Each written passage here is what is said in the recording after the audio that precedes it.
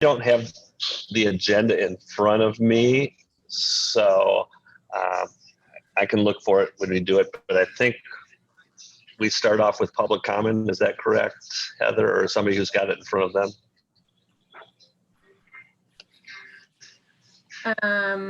Yeah, I think we also want to say that this meeting's being recorded. And Elena, I don't think that there's anybody, there's nobody that's not on the, yeah, we don't have any public. Right, Okay. there's no public. Okay, then what, help me out, because like I said, I don't have the agenda in front of me. Is next up public comment?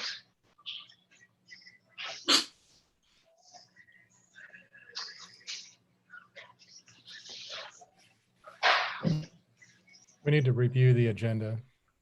Okay. And then Do you have it in front of, and then the Howard, do you have the agenda in front of you? yeah. Okay, why don't you go ahead and then get us through into the action items, and I'll try and pull it up. If that'd be all right with you, I'd appreciate it. Sure. Well, I guess everybody, welcome to the November meeting. I guess the first thing is to review the agenda. Does anybody have any additions to the agenda? Rebecca or anybody? Okay, well, then we'll proceed that way. The next thing is to approve the minutes from the September 17th meeting. Has everyone had a chance to look at those? And are there any comments or corrections, additions to those? I don't see anybody. Would somebody like to move and second that we approve those? So moved. Second. Okay, it's been moved and second. Any further discussion? If not, all in favor, just signify by raising your hand, I guess. Okay, are there any nays? Any abstentions? Okay, the minutes are approved. The next thing on the agenda is public comment. Rebecca or Heather, do we have, I don't see that are there any members of the public that would like to comment? There's nobody in the attendee list except for another staff member. Okay. Okay, then we'll close that. So moving right along, I guess I'll turn it over to Rebecca to give us an update on urban reserves. Yeah, thank you. I am excited to be able to say that we got consistent direction from the Lane County Board of Commissioners last Tuesday at their meeting. They agreed with the City Council direction on the 27-year option, which was option 3, provides about 5,900 acres of land for urban reserves while preserving the Class 1 and Class 2 land in the Aubrey sub area near River Road and Prairie Road. So that was, just as a reminder, that was the ETAC's recommendation to staff. That was the Eugene Planning Commission's recommendation. I don't think I've given a verbal update since the council recommendation, but I know we sent correspondence to you all, and I know a number of you have been watching and tracking the happenings. Alexis provided testimony at the Board of Commissioners meeting. The board and council got about 17 letters of support, most of which, letters of comment, I should say, most of which supported the 27-year option. And then before the Board of Commissioners meeting, there was 6-8 more, most of which were also in support of the 27-year, a few of which were not. But the council and I don't know if Jennifer wants to add anything, but actually the board was very pragmatic, I would say, in their decision-making. They were very interested, really pretty quickly out of the gate in agreeing with council And I think also the public testimony that they received really helped Commissioner Bozovich with his direction, because they were mostly his constituents. So they were interested in coming to agreement pretty quickly with the city to move us forward into the adoption process. They had one caveat, which is that we include in our comprehensive plan or in our intergovernmental agreement with the county a clause to reconsider urban reserves 10 years after we expand the urban growth boundary. So that was sort of a check to make sure, like, just to clarify, the board and council can tell staff at any time to reconsider urban reserves if they direct staff and provide resources to do that. And they know that, but I think that they want that codified so that nobody forgets. And if our assumptions are wrong, and if our goals and objectives have changed, then it's built in for us to at least come back to the board and council with an opportunity to discuss whether we want to reconsider urban reserves, presumably reopen up the project to change urban reserves.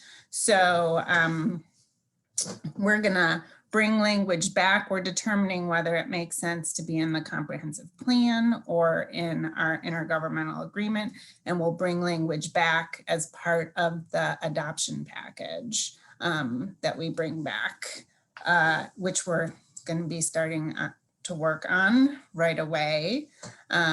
Really, the part that's probably going to take the longest is developing these intergovernmental agreements with all of the service providers in the urban reserve area. So that's what we're doing. We're excited that we got direction and that we didn't have to have more meetings figuring out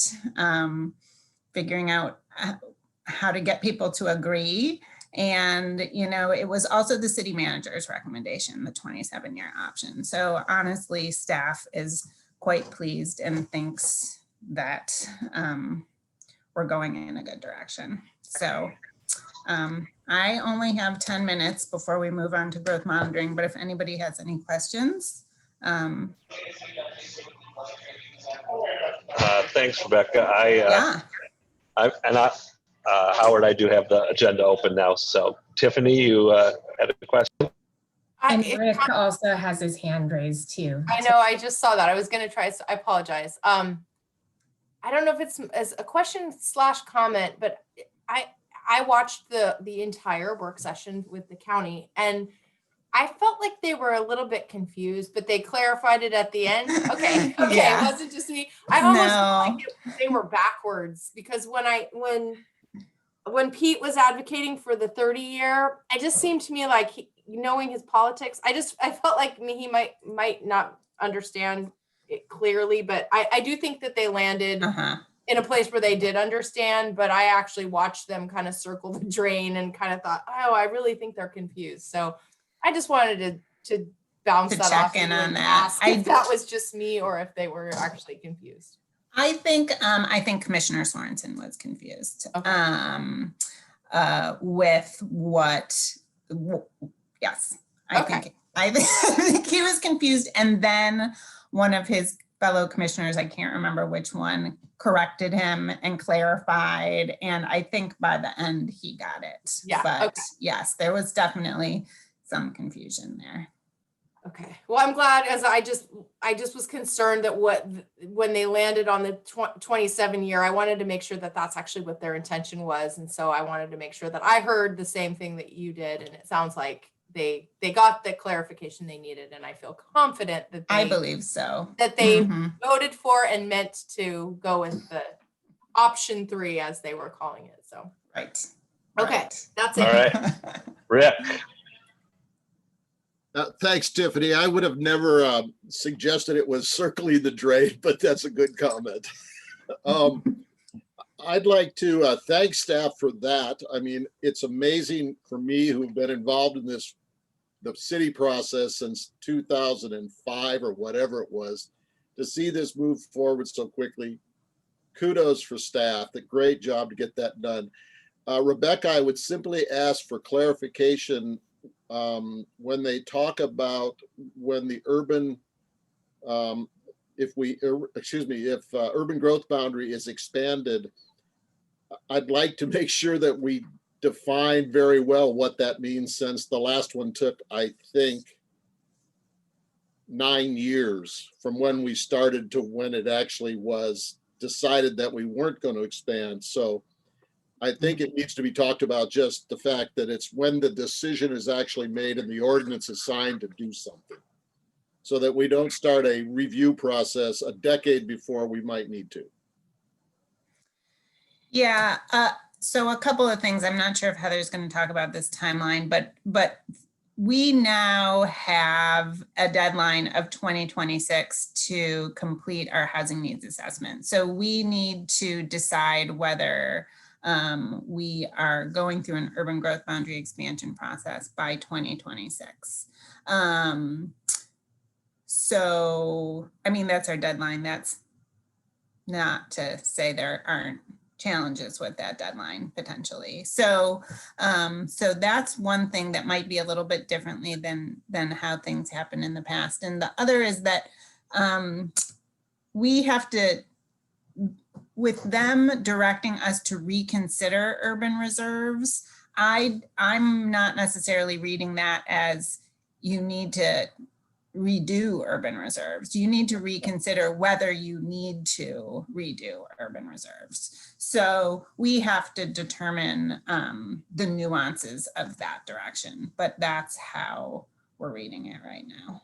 Well, I would suggest that in the next 5 or 6 years that we likely won't need to redo the urban reserves. So I think if you could go back to council and board with a little bit of direction as to what they're asking you for, sort of give them some direction, might be helpful. We don't need to try to go through this process unless we grow at some exponential growth pattern. We don't need to go through this again for another couple of decades, hopefully. And then I wonder if we even need to then. Yeah. I put myself in the queue.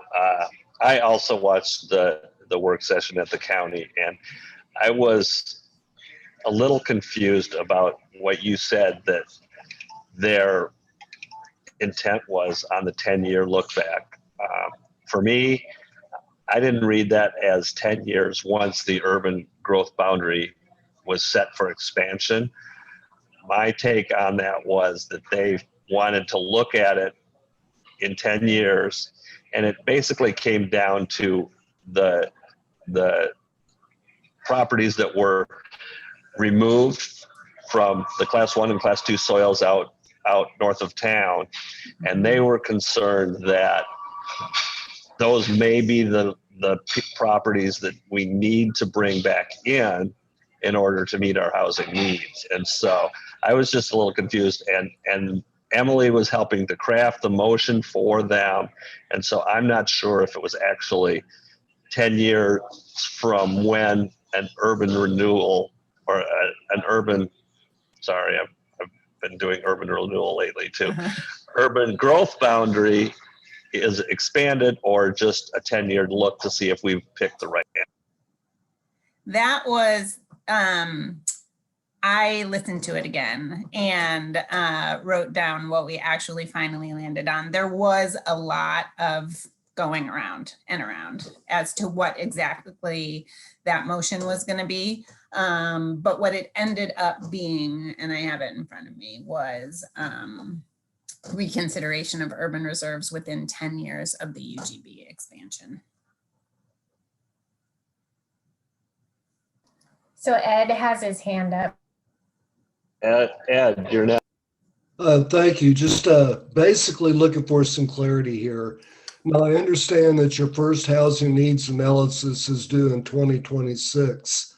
But it's also my understanding that within 3 years of the approval of the hybrid option, we were going back to council looking at the urban growth boundary expansion again. Are we going to be before council before 2026 to look at the expansion? Yeah, so I can talk a little bit about that. So for those of you that haven't heard this, and we're working on a graphic. We don't have our graphic done yet. We put together a quick and dirty one for Planning Commission in October, but Rebecca and I are working on a new graphic to kind of outline some of these new deadlines that have come up. So we'll share that with you when we have it, but essentially, as Ed, you mentioned, so when council was giving us direction on coming to them with the UGB, the last UGB, they directed us to provide them the first monitoring report within 3 years of adoption of the UGB. So that would be 2021, which we're gonna do sometime in 2021. We're getting there. And so at that time, that's when we can say, okay, council, here is what we assumed, and here's, we're not gonna be on track, right? Because it's all prediction. So how far off are we? And are we growing faster or slower? Are we using more land or less land than we thought we would be at this point in time? So that's the first growth monitoring report. And you all are going to weigh in on that when we get all of the data together and put that report together. It will go to Planning Commission. They will make a recommendation to council, and then we'll go to council and say, here's the data, here's what we've heard from these two review bodies, you know, any comments from the public. And then they have the opportunity to direct us, which is what we assume is going to happen, to start a new UGB analysis process. The difference is that now the state has told us that as part of House Bill 2003, every city over 10,000, I think it is, or no, it might be every city, but anyway, has to do a new housing needs assessment, as well as adopt your housing production strategies. So how you're going to produce your housing for us, it's in 8 years. And so it's 8 years from when we adopted the UGB, which means our deadline for adopting a new housing needs assessment, as well as how we're going to meet our whole housing need, is 2026. And like you said, it took one of you, Rick, I'm not sure who it was, but it takes a while to do that work and then get it through the adoption process. And so that's why I think when we get them the first monitoring report, they're pretty much going to have to direct us to start a new UGB analysis process because of the deadline and how long it takes to do this work. Now, part of the growth monitoring, the idea with the growth monitoring program is that we'll have a lot of that data ready. We'll have the BLI in a good place so that it won't take us as long as it did last time. So that's our hope, but I think it would still be prudent of us to start that work as soon as possible. So that's a long answer to yes, we will be in front of council next year to get direction. Okay, we're reaching the end of our time on this item. Does anybody else have a question or comment before we move on? Okay, with that, then we will move on to Heather. And I will kick it to Thea. and just to follow up on that, like I said, we'll talk more about deadlines and timing, just to flesh that out some more once we have the graphic. And I'm not talking like this with my hands about timelines. So I'll kick it over to Thea. Well, that was a really good segue into what we're going to talk about today, which is the buildable lands inventory. We're continuing the discussion on methodology. So can everyone see the presentation? Okay. Yeah. Great.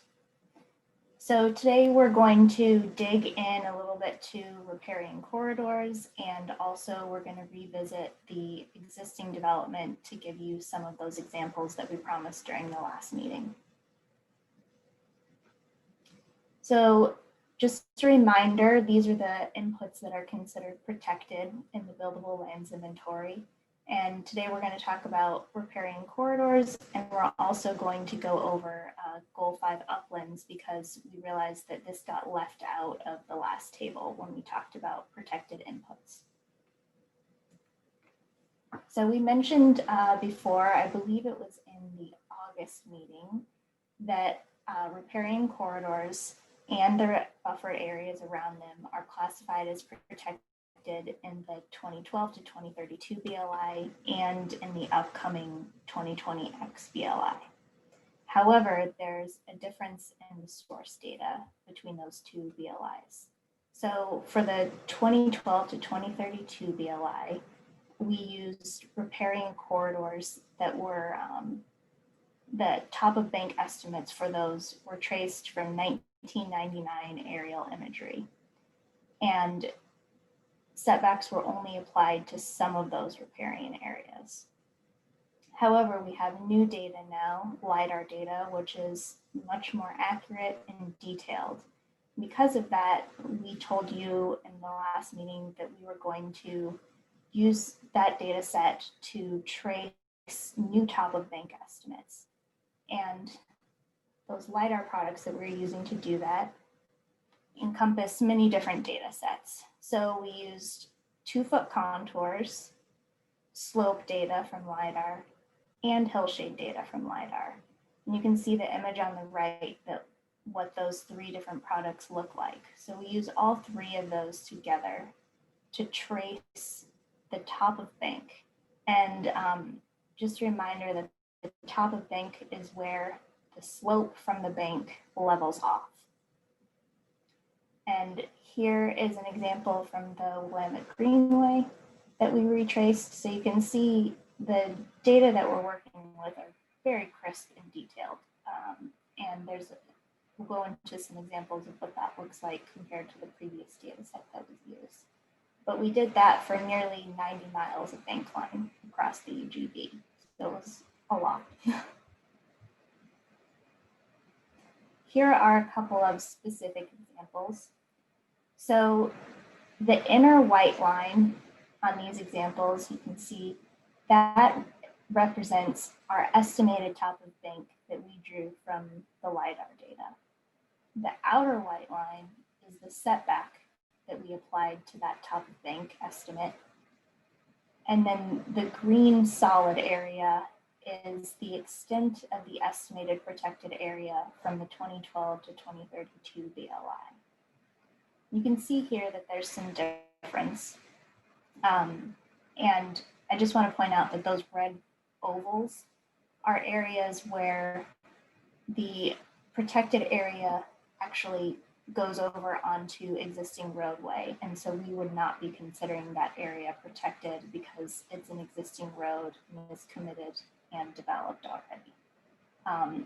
But we just wanted to show you the full extent here of what it would look like to apply those setbacks. And then on the right here, you can see the Willamette River and how it's a little bit different from before, at least on the west bank, but the east bank is pretty similar to what we've used before. We also went ahead and incorporated map corrections that have been passed since adoption. So here's a specific example from Mallard Lake, where 3 overlay zone map corrections between 2006 and 2007 were approved. And that all happened during the development of the North Bank. And you can see here the brown fill on the bottom picture was the original extent of the adopted Goal 5 riparian area. However, after the overlay map corrections, there was we drew a new estimated top of bank that incorporated those corrections and also aligned with the current development of the property. And I just put that image in the top right there to show an oblique view of what that new development looks like and those retaining walls. So we went ahead and did that, and brought the layer up to date with map corrections that have been approved since adoption. And Thea, if I can just jump in on that one really quick. So the map correction, what that is actually a land use application that we give people the opportunity to submit additional evidence from, for instance, a wetland delineation or a biologist or something like that that has on the ground data. Because a lot of times we weren't actually given access to people's properties to draw the boundaries of where the natural resource was at the time that we adopted the maps. So we needed to build in a formal, what I call a map correction process that allows for a property owner to submit additional data and really refine where the actual boundary of the resource is. And so this was something we didn't do on the original BLI, but Thea is incorporating those now, which is great because they're official, they're approved, and they do officially amend the map. So just wanted to clarify that. Thanks.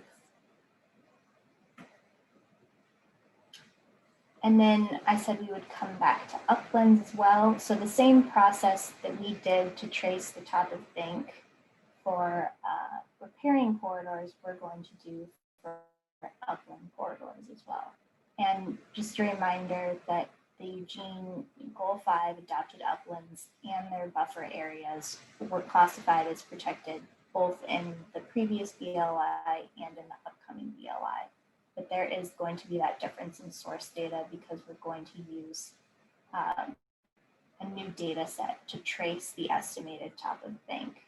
So once again, for the previous BLI, the streamlines were traced from aerial imagery from 1999. And setbacks were applied directly to those lines for the previous BLI. So in the upcoming one, we'll apply the setback to the estimated top of bank. And I just threw this example in here from the Amazon Middle Creek Fork. You can see the blue line represents the streamline that was used in the last BLI. And the green area represents the setback that was applied to it. And you can see this is where we really benefit from using new updated LiDAR data. Because you can see from the hillshade layer on the bottom image, the LiDAR data actually goes through that wooded area and shows you exactly where the stream bed is and where the top of bank is. So even though we aren't able to get in on the ground and to do an assessment of each individual water body, we are able to get a lot more detailed data and to put these exactly where we know they are. There is still some inherent error associated with each of these.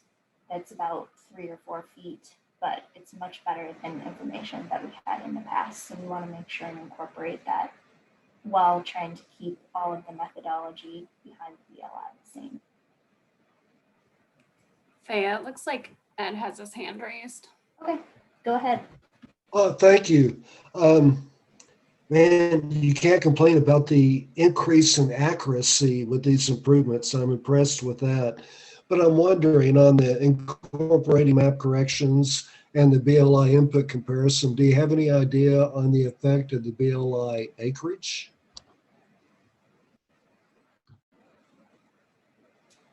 That's a good question. I can say that I don't know the number off the top of my head, but there were not many overlay map corrections that were approved. Several were filed and then they were missing outstanding items and they were never followed through upon. There are these 3 that were approved for this Mallard Lake area, and I believe there were a couple approved for the area where Delta Highway meets the Beltline. And there were several others that were submitted for the Q Street channel, but they were never approved.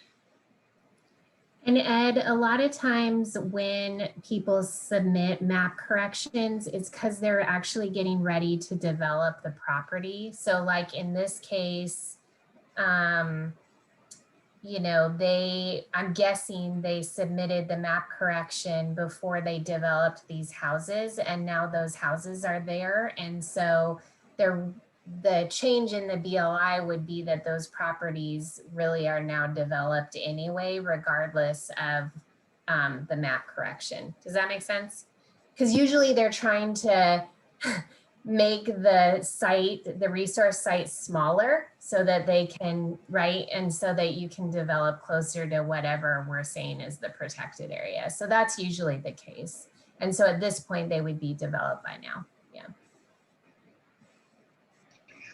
So I have a quick question regarding if we adopt these in the BLI, does that make them Eugene policy as far as that is what the goal 5 setbacks are? And if that's the case, are we, you know, let's say, for example, the aerial photo gave a property 15 feet more than the new LiDAR one does. And we go and say, we're using these data points in our BLI. Does that make that property, and I see you shaking your head, so I'll let you. Yeah, no, it doesn't. So there's a number of things like plan designation is a good example. We do not have a zoning level, tax lot level specific plan designation layer. We're working on it, but we don't have an adopted one that actually says that based on this tax lot line, this is where the plan designation is. But we do all of the BLI work around the plan designation of the property. And so we have to make some generalization of where the plan designations are in the city. So that's another example of where we're using these layers to help inform high level growth planning, but we're not adopting any of them through this work. The map corrections, because they went through a land use application, are already adopted. And the site boundary locations are already adopted.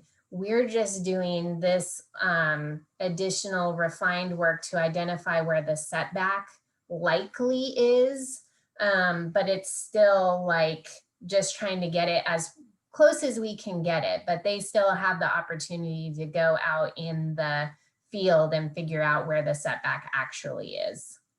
Yeah, but that's a great question, because we ran into this before around plan designations. Well, and I also remember it made its way in with the geotechnical when we were looking at slides, and that made it into clear and objective type of standards. Okay, you can continue on now, unless anybody else has a question, and I can't see them, so.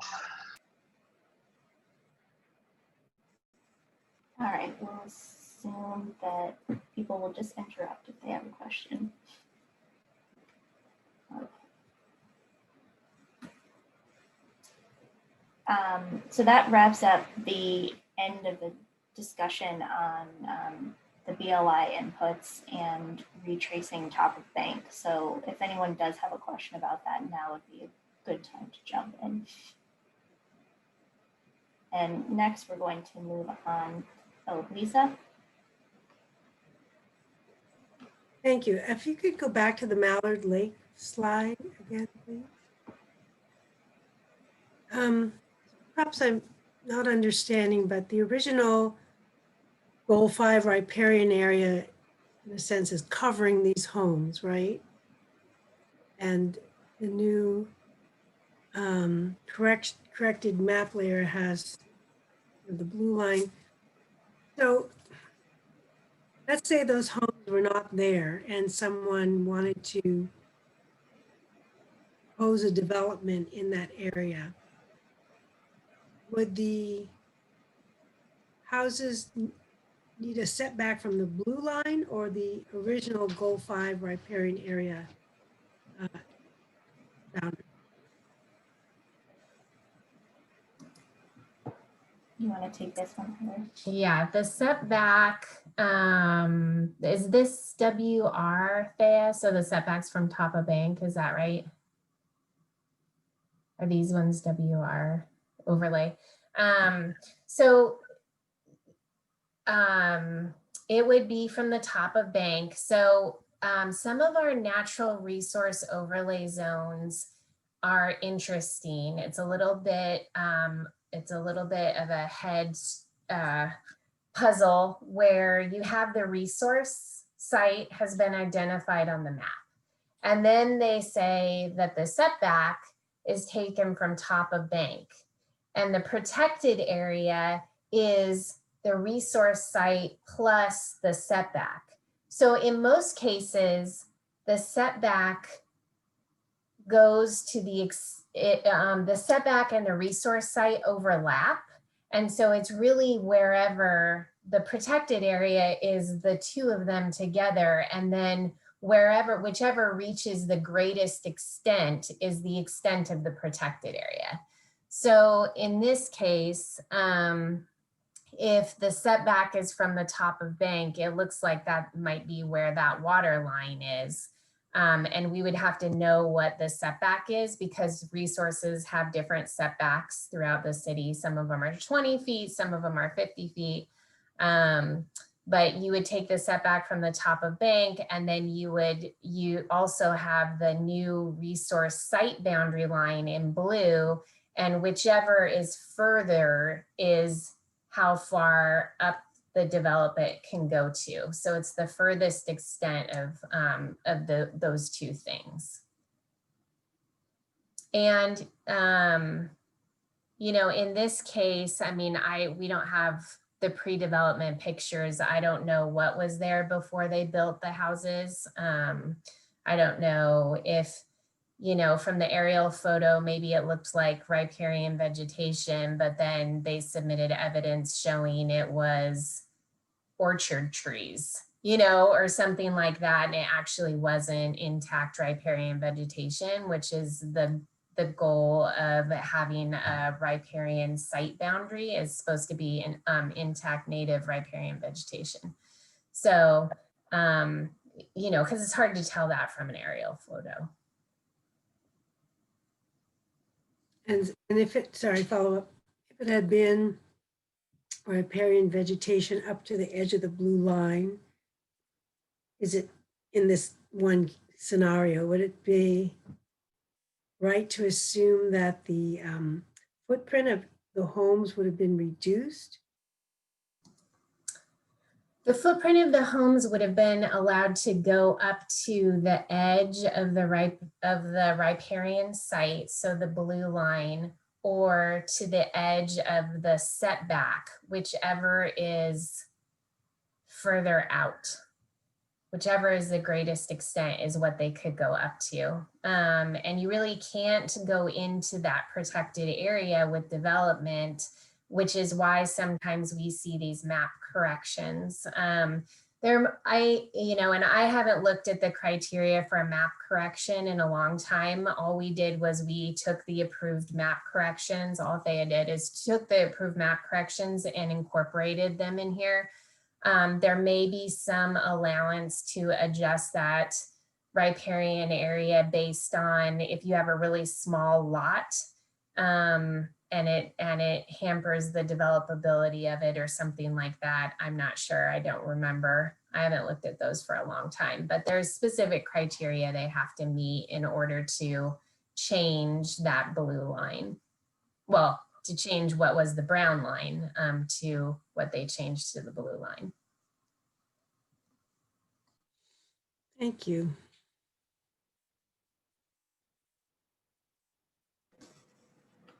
Okay.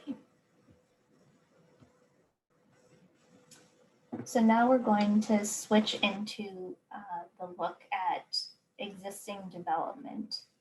And you all received a memo about this in your packet. But just a reminder, I'm going to breeze through partially vacant status and how we determine existing development before I get into some of the examples that we promised you. So just a reminder that tax lots that are initially classified as developed are further evaluated to determine whether there is additional buildable land.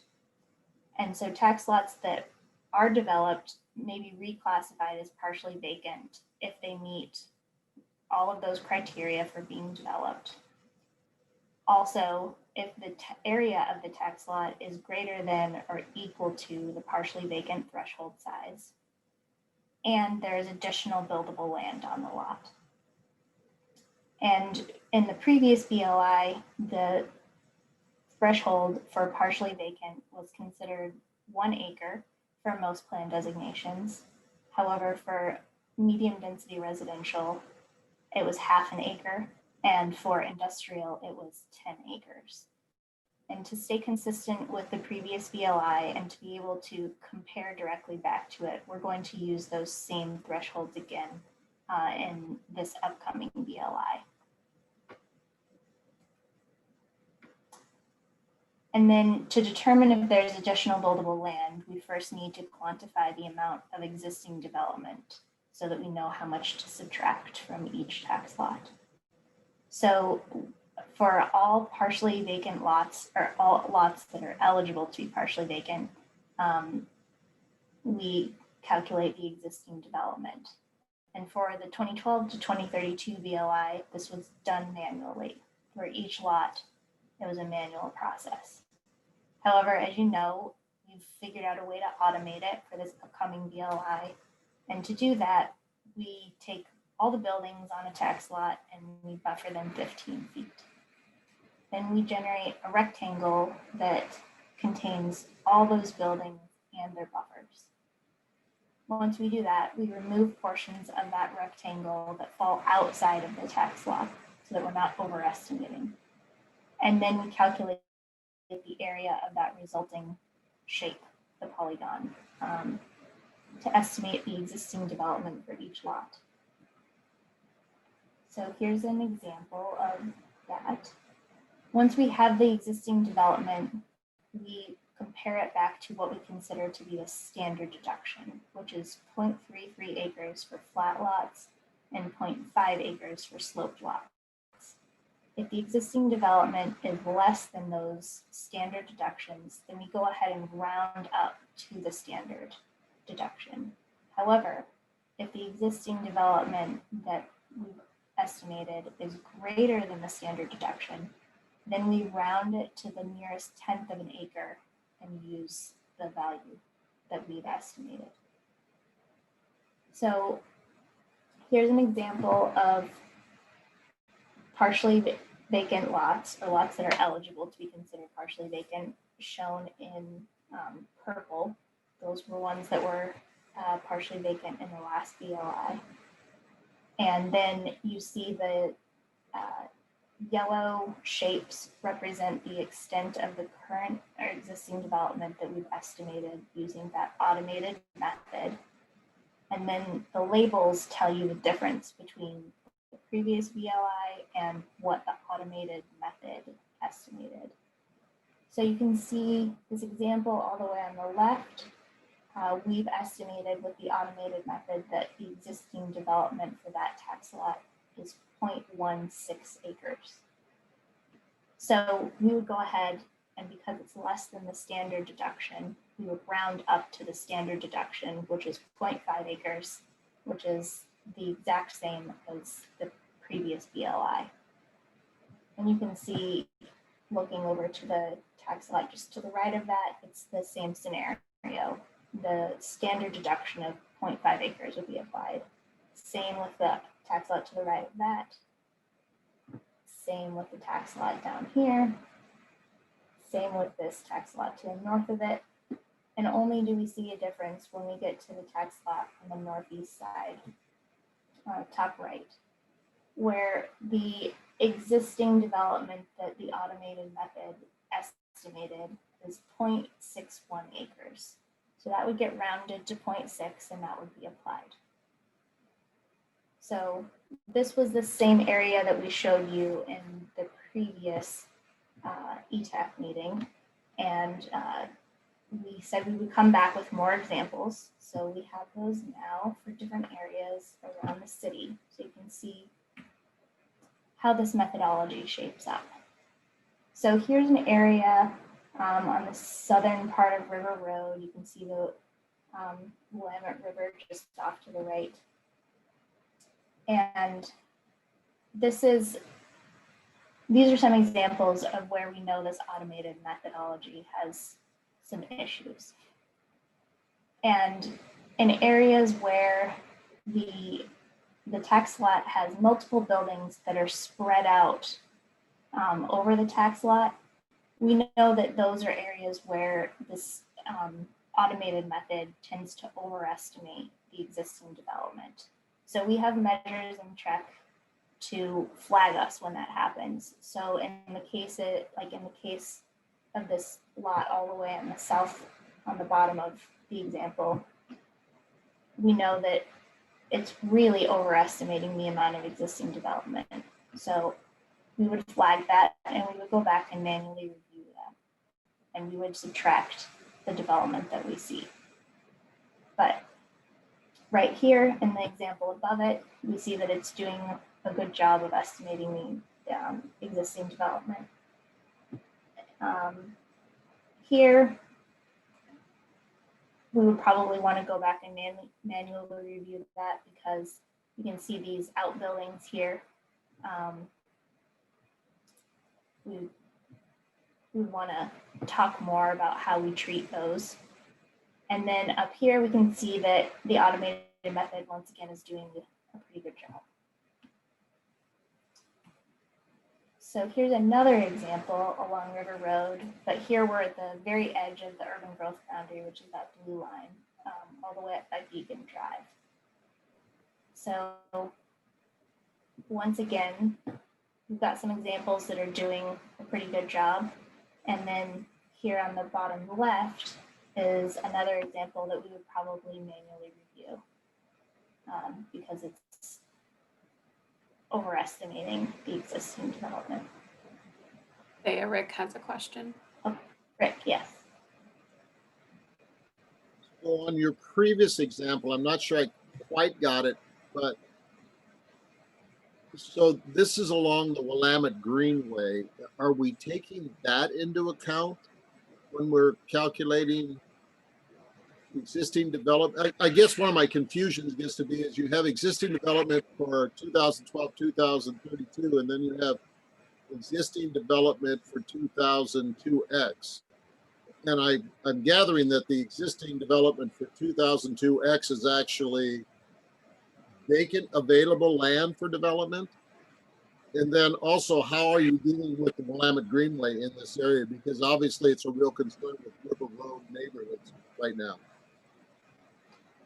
Okay, so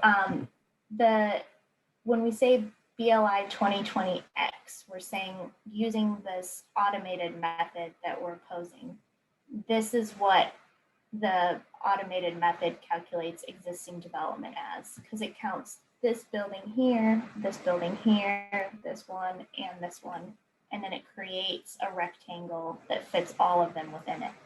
But you're right, there's a big swath here that could easily have a house. So this is where our current automated methodology isn't doing a great job. And you can see that for the past BLI, it was estimated that there was half an acre of existing development on this lot. So without considering at this point the Willamette Greenway, we're just trying to estimate how much existing development is there. We're not yet getting into how much is available to build on the lot. That comes in later in the model. Okay. thank you. We will consider, sorry, go ahead. I said, now I'm caught up. Thank you. Oh, okay.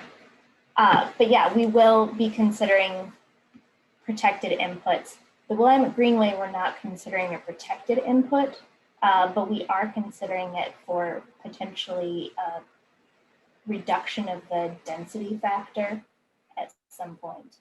It could be a policy consideration essentially later on down the line. But if there is, for this riparian area, which the Willamette Greenway is, if there's a protected area that comes into this tax lot, then we're going to recognize that in the model. Looks like Michelle has a question. Go ahead. I don't remember the answer to this question. What was the minimum lot size that we were looking at to do this methodology with for developer? So for most plan designations, it's 1 acre. 1 acre, okay. But for medium density residential, it's 1/2 acre, and for industrial land, it's 10 acres. And then we'll discuss, you just said to Rick, we'll discuss later what is the potential afterward from these findings of what is, how much to then build following, like, I'm trying to repeat what you just said. You were saying that following this, that's what will, how much will determine can be built. That's the next step. Yes, that's the last piece is once we quantify how much existing development is on the lot, then we have to figure out whether or not there is additional buildable land on the lot. And only if it meets all those criteria is it considered partially vacant. Okay, does it still have to be 1/2 acre at that point? And if it's less than 1/2 acre, is it not considered? So it just has to meet that threshold size of, for most of these, in all these cases, it's the 1 acre to be considered partially vacant. And then the additional buildable land does not need to be 1/2 acre to be considered partially vacant. Okay. Thank you. Sure. All right, so here's some of those other examples up by the north side of River Road. And once again, we would be manually reviewing this lot on the bottom left. And then this is on the southwest side of town. A few more examples. So right here, we would have some more development than the previous BLI estimated. Actually, for all of these, except for the far left example. Oh, and the bottom one. Not entirely sure what's happening all the way over here on the left. There may have been a demolition, but the previous BLI estimated more than the standard deduction, but, or maybe there's buildings that we can't see. So that would be a case where we would look more into it. Alexis has a question. Alexis. You're muted, Alexis. Sorry. 2 quick questions. One is, what is the threshold between the 2032 BLI, the threshold of difference between the 2032 BLI and the automated BLI for triggering your audit, for triggering like manual review? Is there like a... There's no defined threshold because there was no, everything was manually reviewed in the previous BLI. Maybe I should phrase it. I mean, how will it flag it for you to know to go and manually check the difference between the two? That's a good question. And we still need to flesh out some of those triggers, because in urban reserves, we also use this process to try and automate the existing development deduction. And so we actually had a ratio of looking at the height and width of the existing development polygon, because if it's really long and wide, we know that it's probably, the buildings are really spread out over an area, and so that's a flag. We also know that if the ratio of the building footprint size to the overall existing development polygon is another indicator. If there's not many buildings but a really large area of existing development, then that means we're not doing a very good job of estimating that. So those are both flags. We just haven't actually figured out what our cutoff values are going to be at this point. We're going to need to do some more review. Okay. And the other quick question was, is it typical that the automated process creates bigger polygons than the manual process? Is it like almost always the case? No, not necessarily. It just so happens that if there's a lot of outbuildings, it will do that. But if it's typically one structure, it won't. Yeah, thank you.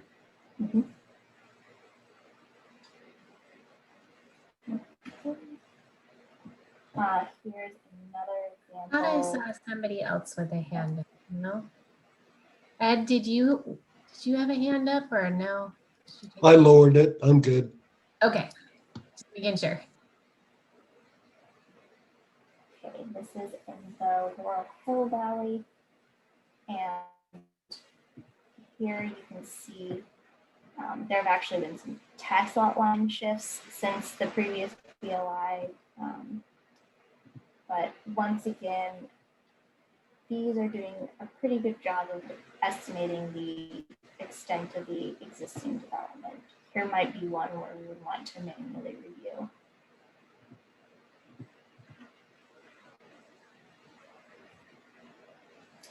And then moving away from strictly residential, getting into our single family residential, getting more into multifamily examples.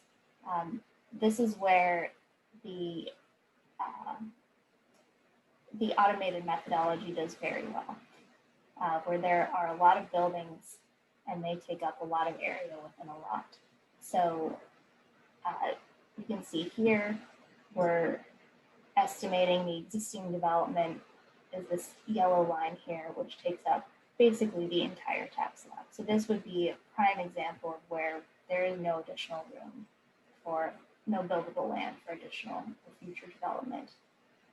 Same with the example right here in the middle and off to the right. You may notice over here though, this is another area of the automated methodology that doesn't do so well because we're using only building footprints. It doesn't pick up on parking lots, which we do consider to be developed. So we may need to augment the process or, manually review areas where we know that there are big parking lots. You can see that here too, up in some commercial developments. So here's Costco up Coburg Road. And once again, it's doing a good job of getting the entire store, but it's missing out on the parking lot. So these are additional cases that will require some manual review.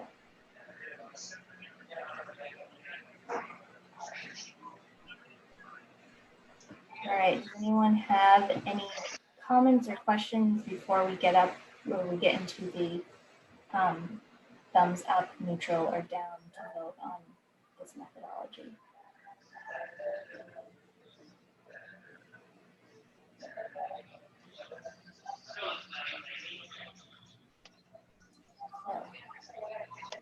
Bill has a question.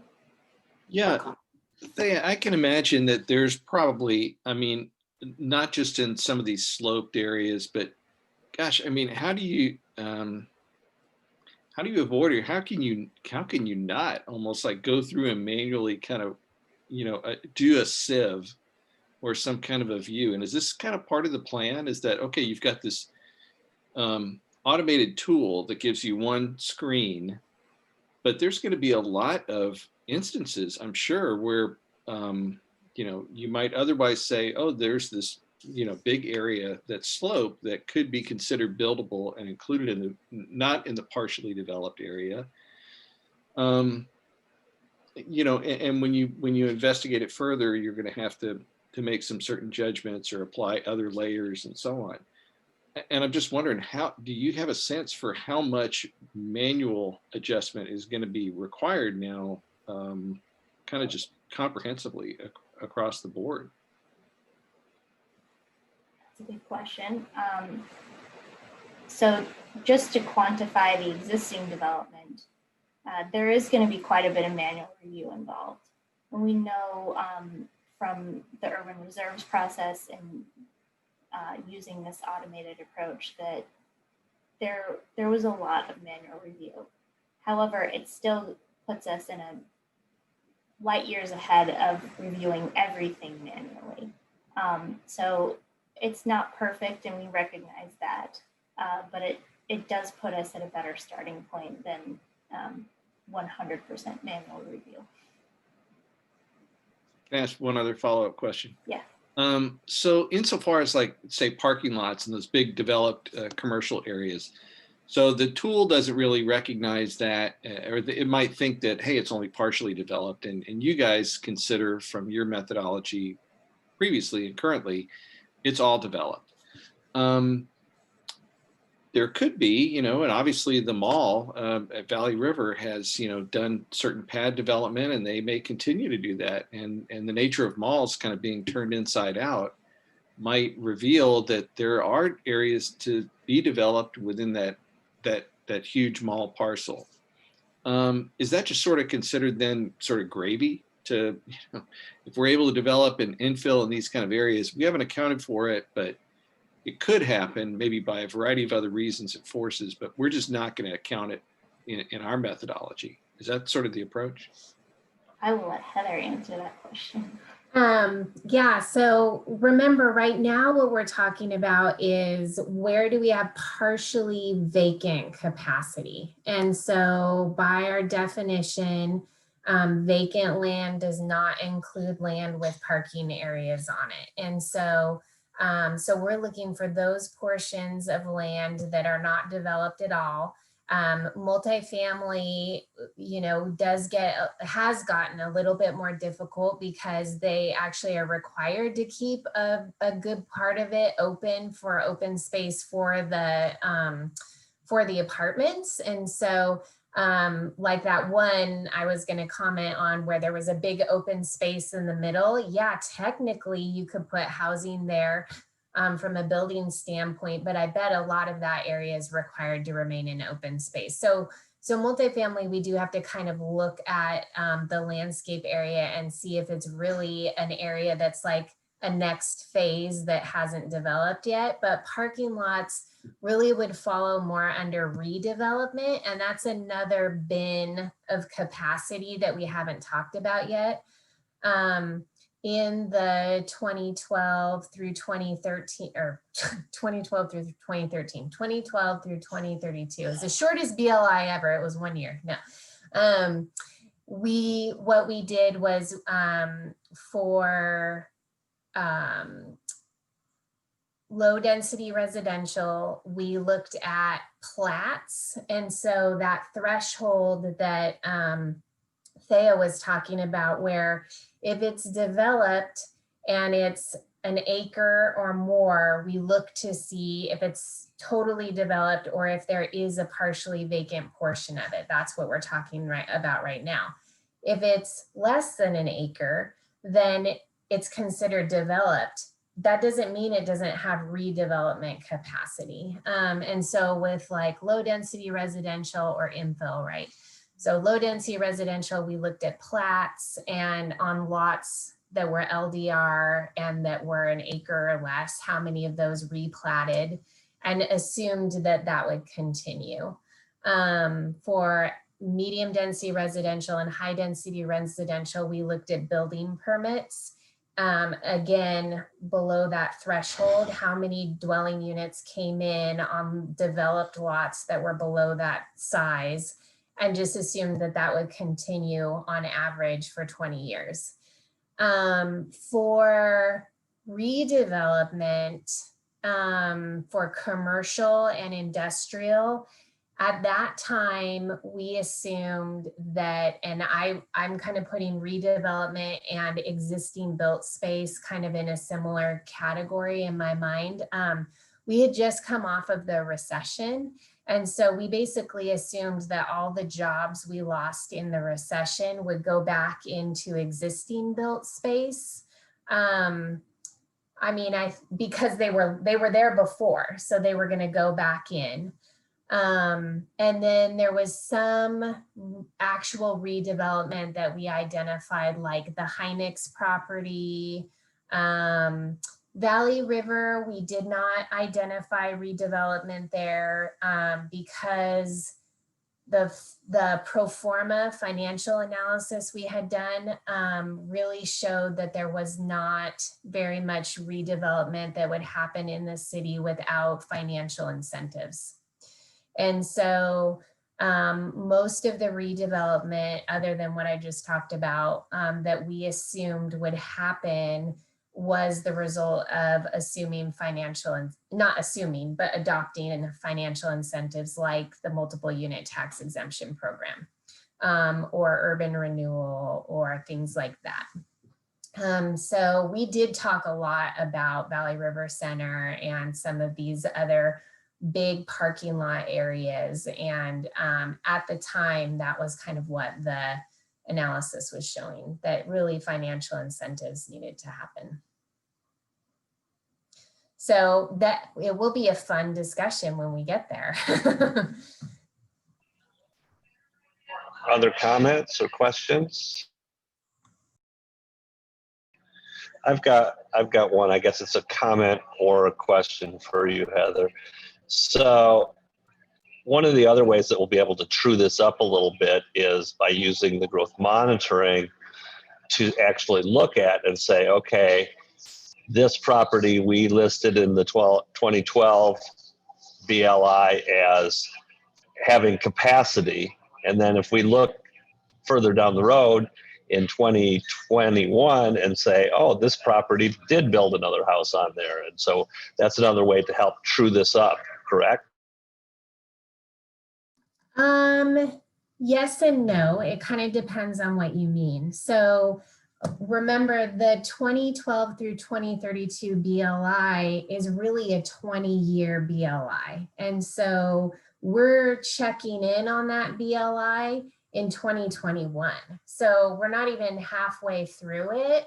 So some of the lots shouldn't have developed yet, right? Because if they have, which is what we're checking on, if more than half of them have, then we might go, okay, time out.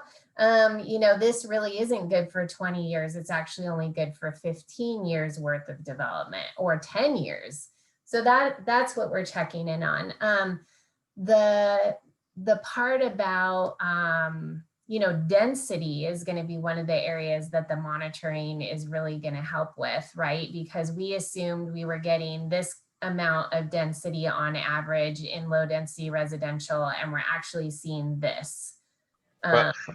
Well, actually what I was talking about was as using the automated model, right? So if we have an automated model that in the 2012 BLI, we came up and said, this parcel is partially developed, and we think it doesn't. And then in the monitoring, we know that something got built there from building permits, right? That gets plugged into monitoring. And if that automated model still shows that as partially vacant, then we might know that that's a problem. But if it takes it off and says, oh no, this one has 2 buildings on it now, that might be a way to, that's what I was talking about, checking up on. Okay, yeah. Yeah, sorry, I was messing with my volume. Hope I'm not giving you guys feedback. Yes, so one of the things that we, along those same lines, one of the things that we're hoping to do, which is part of what is taking a long time, is when a building permit comes in on a partially vacant lot, determining as we're reviewing the building permit, once this building permit's approved, is there still partially vacant capacity? And then we would be able to give that information to Thea whenever we rerun the BLI. We don't have that information right now because we're reviewing building permits all the way back to 2012. So it turns out that takes a long time. And so we don't have that information yet to feed into this BLI. The best thing we're gonna have for this BLI is running it with the best data that we have from GIS and the tax assessor. When we get the direction to redo the UGB analysis, we'll have better data out of like more real-time data about what is actually still partially vacant and what is still vacant without having to, we'll still have to do the automated, but it'll be another layer of information, like you said, that we could bring into this work. Yep. So yeah, sorry about that. Yeah, I misunderstood. Other questions, or are we ready to say thumbs up, thumb sideways, or thumb down on this type of methodology? Can we have some clarity on what approving this methodology means right now at this point? I mean, I just would like to, for instance, I think it looks good. I'd like to know a little bit more about the flagging, how the flagging process works and things like that. So I'm curious what you're concerned about, that we're going to miss something that we should manually review. Like we're going to overestimate how much existing development there is, or what are you thinking? Yeah, I mean, I would just like to know more about, how much of what the potential error possibility is. Like if it's on the scale of, 0.2 of the whole acreage that we're thinking about, it could be pretty significant. So the potential error of missing that we needed to further review a lot and reduce the existing development on that lot, is that the potential error you're talking about? Yeah, Something potentially. like that? Potentially, yeah. Okay. Well, we could definitely, yeah. So getting back to your original question, I think what we would like is that generally this looks good to move forward. And then that will, once we can put some of this data into the model, or this methodology into the model, then that will help us run the model and be able to see what would be good flags for us. So I think Thea identified some really good ones already that we used in urban reserves. I was also thinking if, the existing development on a lot in 2012 is now a quarter more or double, or some sort of threshold, some sort of ratio between what we're saying it is now, that would be a flag for us to look at it. Frankly, we could look at anyone where the existing development's more than what we said it was in 2012. I mean, that would be another option. But we can probably do some sort of quantifying of that, some statistics to see what we're coming up with. Thea, do you think? Yeah, and we can also figure out a way to, I don't want to say publish, that's not the right word, but make available some intermediary data products that you guys will have a chance to look at. So you can go through and review and take a look at specific examples too. Mm-hmm. Okay. Sue? You're muted, Sue. you go. Okay. After reading the materials and watching this presentation, I just have to say that I'm astonished at the depth of exploration that the staff has done on this process. And I don't know if any other municipality is doing the same thing. Maybe they are. But it does not appear to me that anything has been overlooked. And it seems sort of unimaginable to me that anybody would be able to find fault with what's been done to this point, because there's been so much research done on a lot by lot basis. I don't know, personally, I think it's astonishing and remarkable.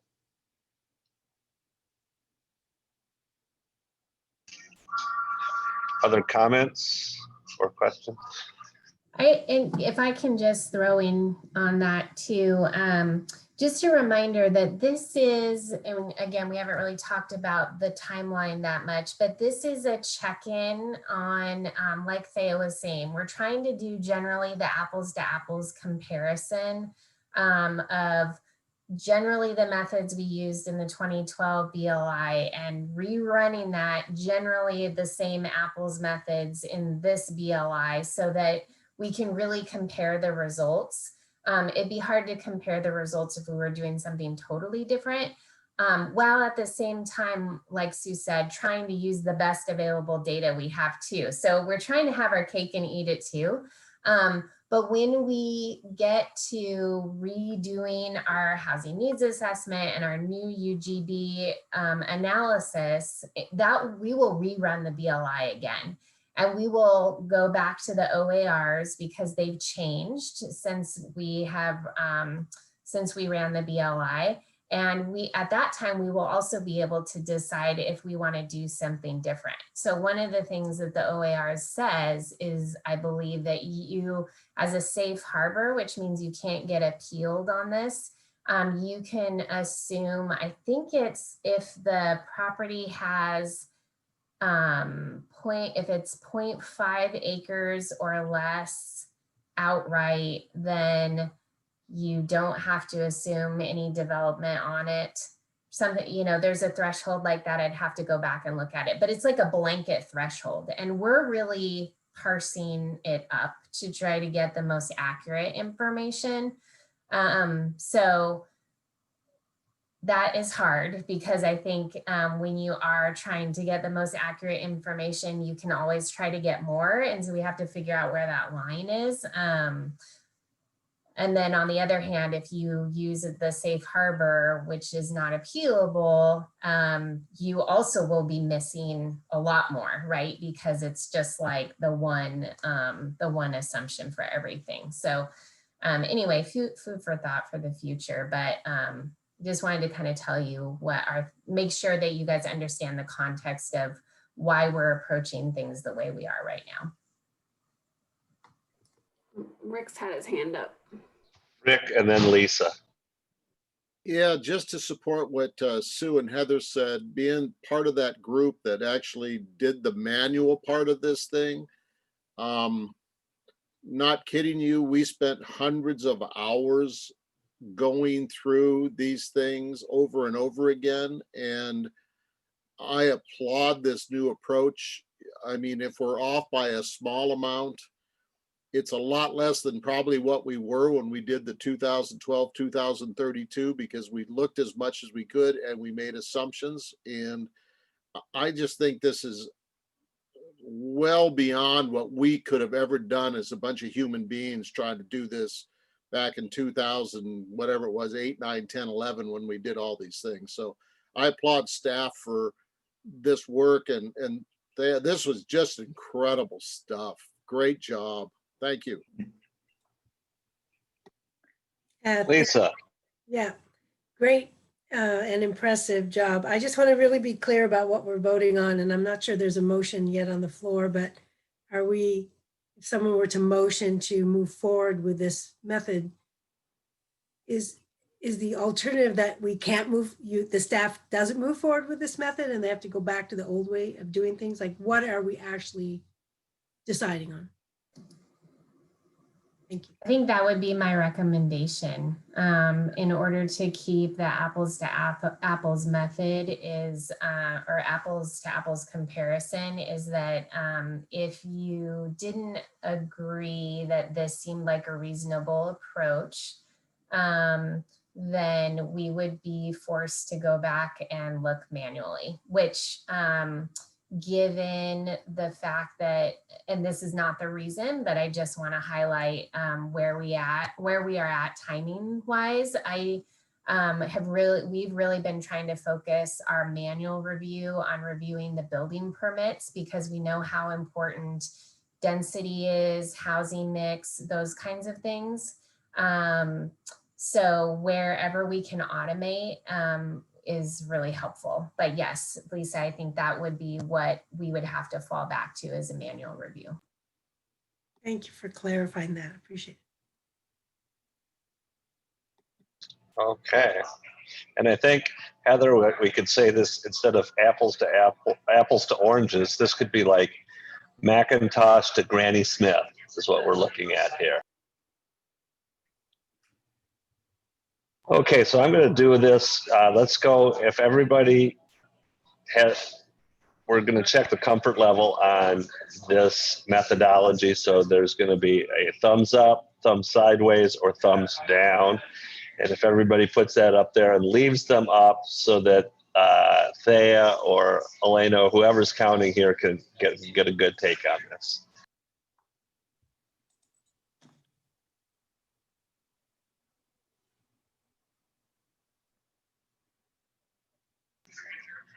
Yeah, it looks pretty much unanimous to me. Everybody's up. All right. So and next, John, just to follow up, we will come back. We will do some statistics or some analysis to let you know what we're thinking are the good flags for us to kick in that manual review, just to close the loop on that concern. So. And John, if I might, I don't know that I've ever seen Heather smile that big for a vote before. And I also, unanimous is awesome. I love it. I also want to make sure my questioning isn't questioning how thorough you've been. I think that you've done excellent work so far. I just had to question about those open questions. Sue, did you have your hand up? Yeah, I just want to say one more thing. I think, in this time where it's a bit challenging because of the formatting and everything, I really want to thank the staff for holding it all together and keeping us in the loop on the whole process and keeping the thread going. I mean, I think it's a big challenge. I personally like this format. I think it works pretty well. But I know that it's a lot more work for the staff. And I know that there's been a lot of work going on behind the scenes that we are not aware of. And I just want to commend the staff for holding this all together, keeping us informed, keeping us engaged, and keeping the process going, which is not easy. I know. I mean, it's even in the best of times, it's not easy to keep the process going, but somehow you have been managing to do that. And I really, really appreciate it. Thank you. You bet. Do we have anything else on the agenda, Heather? I was looking at it and it looks like this might be the end. Yeah, this is not the end. This is the end of the agenda for this evening. Yeah, and I think we put on the agenda that we were asking you to hold December 3rd, our placeholder. I have these dreams that things are going to go faster on the building permit side of things, and they just don't. And that's just got to be okay right now. So I'm still asking you to hold December 3rd. We'll regroup and see if it makes sense to go ahead and do that meeting, even if it's a half meeting. I am concerned that that we would have a lot of meetings that we need to catch up on in 2021 in order to get council a report in 2021. And so that's what I'm trying to weigh doing a half meeting or a really short meeting just to get something reviewed by you guys. So if you could still go ahead and hold December 3rd, and we'll let you know as soon as we can. And then the other meeting, I had thought we might need to reschedule December 17th because of the proximity to the holidays, but it's actually the week before. So if any of you are thinking that's not going to work, please let us know. I know this time of year is particularly challenging, and with everything going on, even if you're not going anywhere, you might just need a break. So if you do think you're not going to make it, please let us know. Those were the only additional things I had. Rebecca, I don't know if you had anything.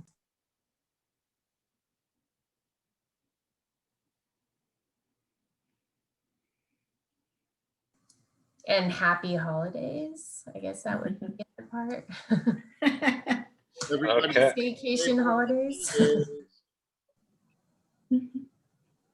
Thanks, All right. everybody. And at that, we are done early. Thank you all, and we'll possibly see you on the 3rd and 16th. Great. Thanks, everyone. Bye. Stay well. Nice to see you all. Yep. Bye.